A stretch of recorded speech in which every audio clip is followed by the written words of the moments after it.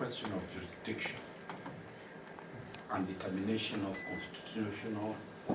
constitutionality of sections. Council is dealing on an abstract matter. My two councils said here they shall follow that elsewhere.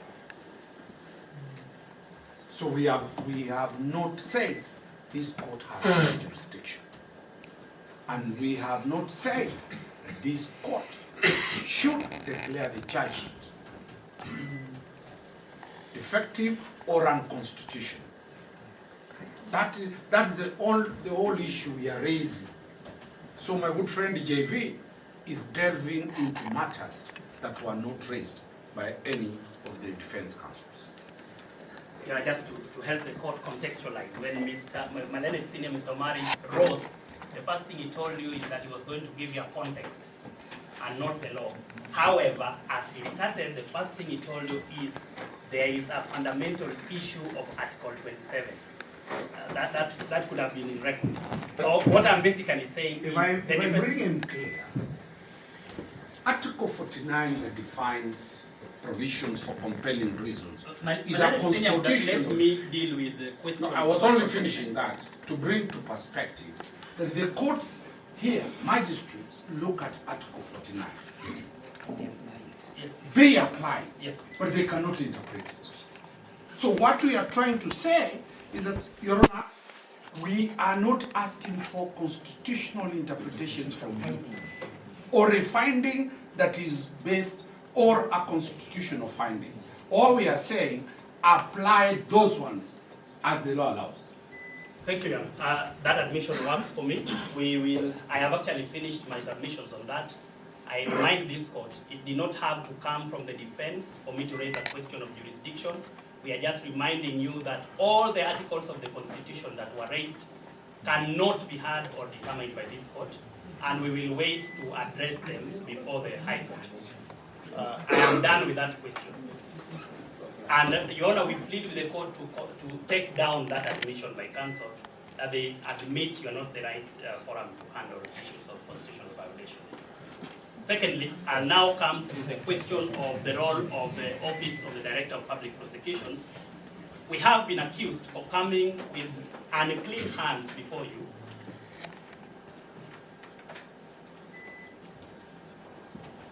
Learned Counsel Ms. Bashir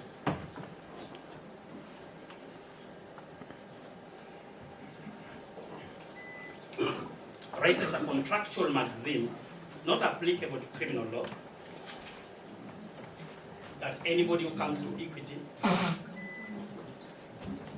must come with clean hands. Anyone who comes to equity must come with clean hands. Even if the maxim were applicable, the obligation to prove that our hands are dirty was on Ms. Bashir. She has failed to prove that our hands are dirty. In fact, according to her, we should have been the one to prove that we have clean hands. That's against the rules of evidence.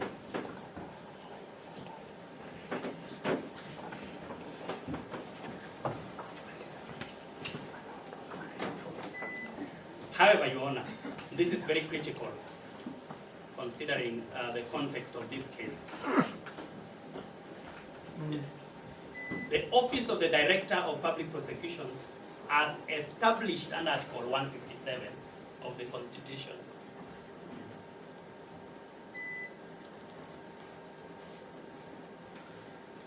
has a role that is circumscribed.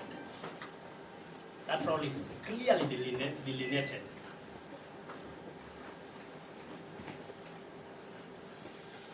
I will tell the court one thing that role does not include. It does not include supervisory powers over investigative agencies.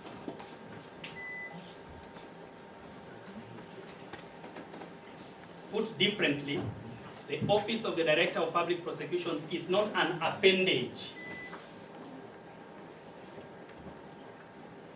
neither of the National Police Service, nor of any other agency in the Republic of Kenya. Why do we say this? Sorry, Your Honor. Questions have been raised as to the right to liberty, the arrest of the respondents. But at what point do you trigger the powers of the Office of the Director of Public Prosecutions?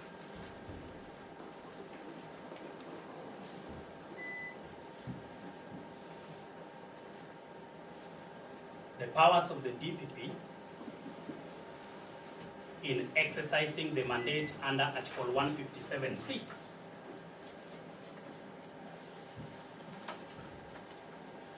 of the Constitution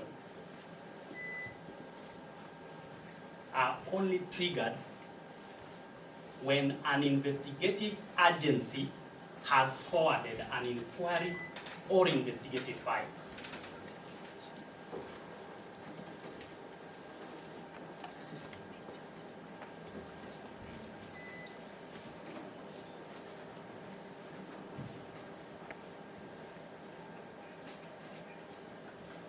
The investigative file, the subject of this matter, was forwarded to the office today, and in record time, around 4 hours, the decision to charge, which in ordinary cases is made within about 14 days. In 4 hours, we had made the decision to charge, and we are before you.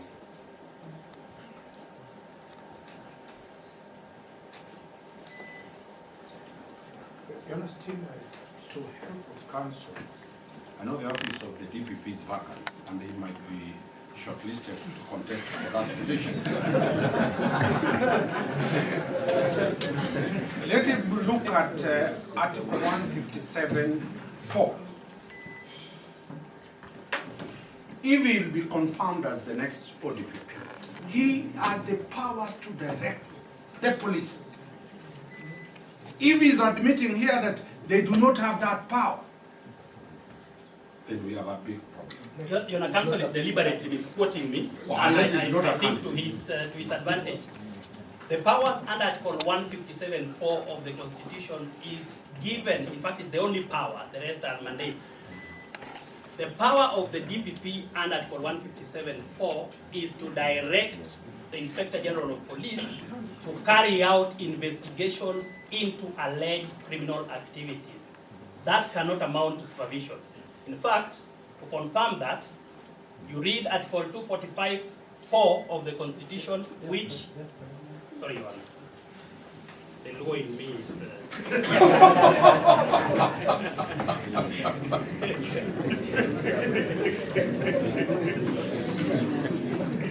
Be careful, you might be sitting there.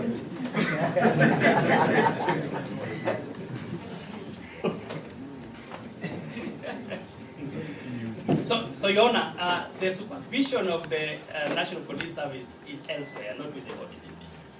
And like I've assured, I think this is in an assuring manner. We are not an appendage, and we are not a conveyor belt of charges. For us to come before you today,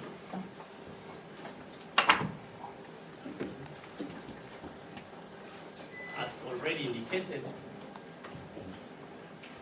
a decision to charge was made in accordance with the Constitution.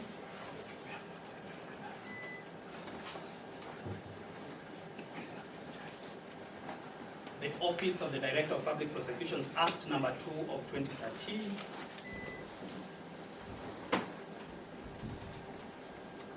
The ODPP decision to charge guidelines, on which the only test required of the Director of Public Prosecutions, or those of us exercising delegated authority, is whether or not there is evidence with a realistic prospect of a conviction.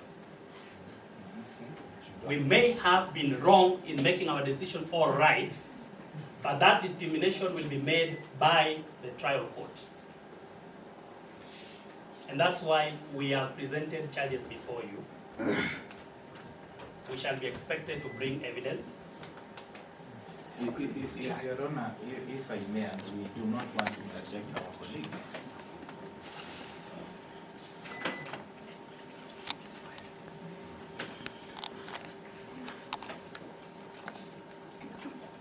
With the kind permission, Your Honor, and just to save the cost time, and my colleague comes from my region, so we want to speak a lot, but there is no question about their power or the decision to charge. We do not challenge that. That is theirs, absolutely theirs. The question that is before you is that affidavit that denies them bond. They've already taken plea. We are okay with that. We'll deal with that. But the issues that we believe the court is interested in is the issue of whether there are compelling reasons. And he's avoiding that because there's no compelling reason. Your Honor, I have that as my next issue.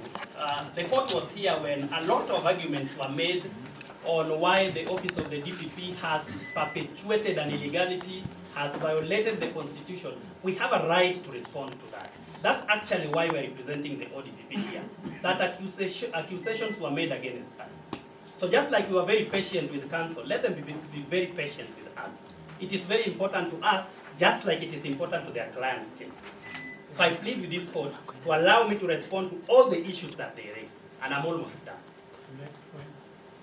Our next point is on the question of Article 49, on whether or not there exist compelling reasons. And Your Honor, we started with the question of jurisdiction. To guide this court with humility, that is the only question that arises for your determination. Not the 98% of the submissions from the defense.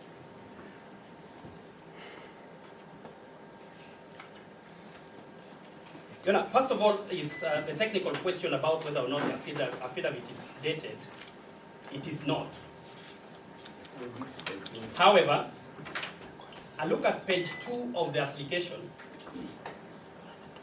makes reference to the deponent of the affidavit. Page 2 of the application.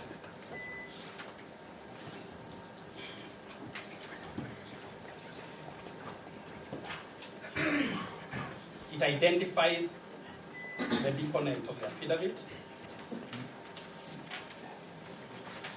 and the affidavit speaks to the grounds in support of the application on the same page, page 2. Those grounds are 1 to 4 on the face of the second page.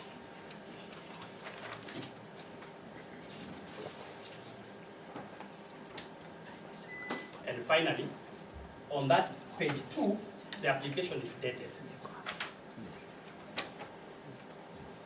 We therefore invite you to invoke Article 159 because the affidavit is stamped duly and it is signed. Invoke Article 159 and find it proper.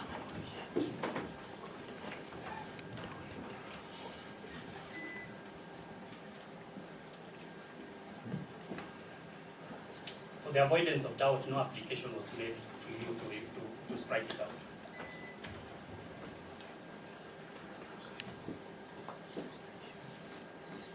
To the substance, when you retire, Your Honor, you are going to ask just one question. And that's probably what should have come from the defense, and we should have responded to in rejoinder. Whether or not the prosecution has established any compelling reasons to deny any of the respondents' faith.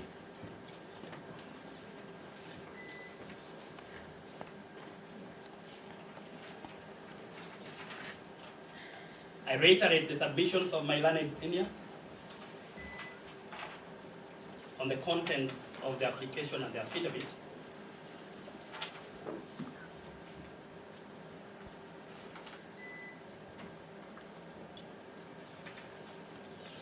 Only to further refer this honorable court to clause 4.9 of the Judiciary Bail and Bond Policy Guidelines, Clause 4.9.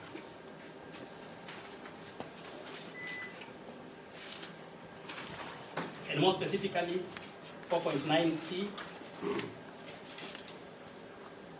on character and antecedents, 4.9e on possible interference with investigations, and 4.9g on possible interference with witnesses.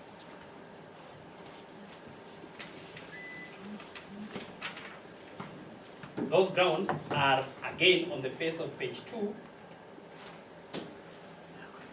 Just before we go to page 2, the prayers on the application, and then on page 2 we say the grounds number 2, number 3, and number 4. Likelihood of interference with witnesses at ground number 3. Likelihood of interference with ongoing investigations, and finally the possibility of committing similar offenses, which goes to antecedents. Where do we get the facts? My learned senior Mr. Awele asks the question, whose reasonable belief?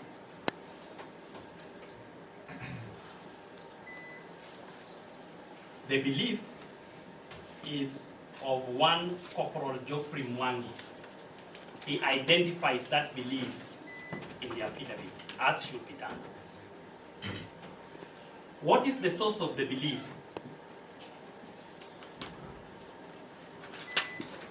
He identifies. With your kind permission. Your Honor, this is usually not my ordinary playground, and Mr. Whitty knows it. But I believe the rules still apply. He is supposed to be limited to questions of law in his regime. Yes. And I think it is unfair for the accused people for him to start raising or making allusions, factual allusions that we will not have an opportunity to respond. On that basis, because I was silent, awaiting for the opportunity to raise that issue. And Mr. J.V., learned counsel for the DPP, when addressing the question of the pre-arraignment detention, he did not direct you to look at the charge sheet on the date of the arrest, which is the 18th, and the date of presentation to court, which is 20th. I thought it was important for me to point out. You know, maybe No explanation has been that last. and no explanation has been offered. They never disclosed, and this is their charge sheet, unless they are denying it. That's okay. You know, we'll address that last. I was concluding on the issue of whether or not there's compelling reasons. We invite you to look at that. Sorry, Your Honor. Sorry. The issue that Mr. However, Yes. very quickly. It is the reason that I have said I'm concluding on that issue so that I don't go on the issues of facts. I think that was guidance. I am very well guided. And in conclusion, we invite you that when you retire and look at the matters of fact on the affidavit vis-a-vis the prayers in the application, you find that indeed there has been established compelling reasons to deny. There are two questions of law that are left, which I conclude with. Edwin Shisanya Amboso versus Republic is a decision of the Honorable High Court, Justice Mugambi, that you've been referred to. We have agreed, and it makes sense, that there is a distinction between the orders granted in Edwin Sishanya, which rejected an invitation to declare assemblies unconstitutional or to issue conservatory orders to that effect. The charges before you are in respect of a criminal offense defined under section 77(1) of the Penal Code.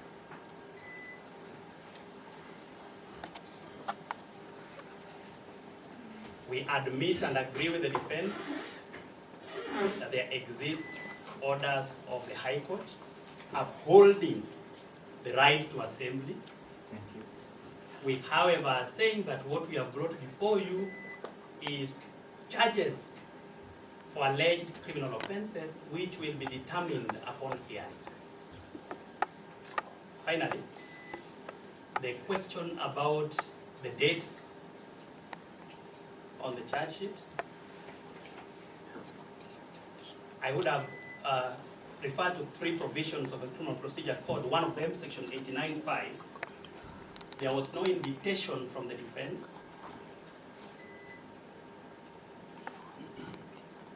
or any allegation that there was any impropriety on the charge sheet.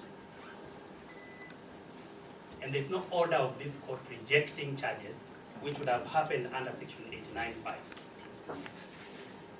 Number 2,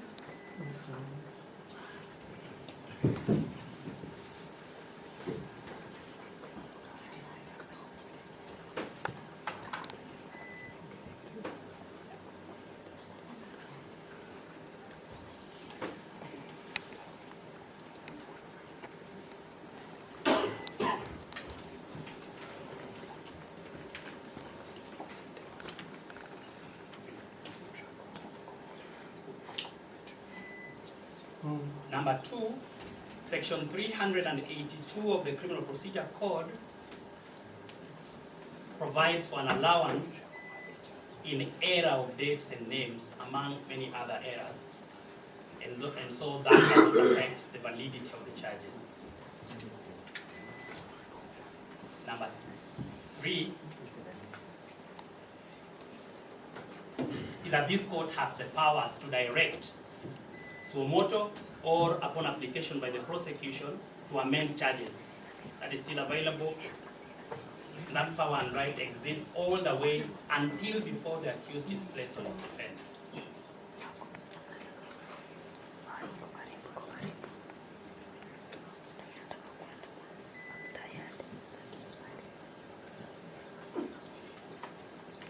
In conclusion, Your Honor, you have been invited to send a message. I am only concerned about the message you're sending to the prosecution. We plead with you that we have not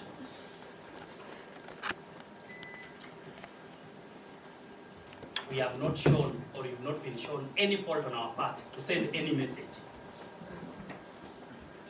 But even if you should, your role in this matter is to determine under Article 49(1)(h) whether or not there are compelling reasons or not to release the accused persons on bail.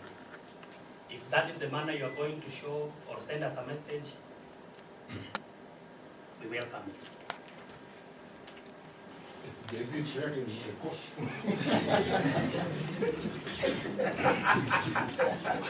No, Your Honor, far from it. I'm neither threatening the court. There's the issue I've been reminded about place of detention. Should this court not be able to make a determination in the next few minutes? And I have been advised by the Deputy Director of Public Prosecutions, who I am pleased to be leading me today, that we are not objecting to the accused persons being held at a police station. However, she has advised me that the police officers will have a discussion with where to place them, which police station to place them. Let me tell you one now. Senior, Off record. The day they'll arrest you, they'll take you to Cancun. That is a honorable member of parliament. Let us treat our leaders with respect, away from the police. When I was dealing with the SSU matter, I'm only talking to him as a friend. This is off record, Your Honor. Off completely record. I'm advising him. We can talk about this off record outside. No, I'm only advising state officers. Your Honor, again off record as he sees, he has applied to be my boss. Yes,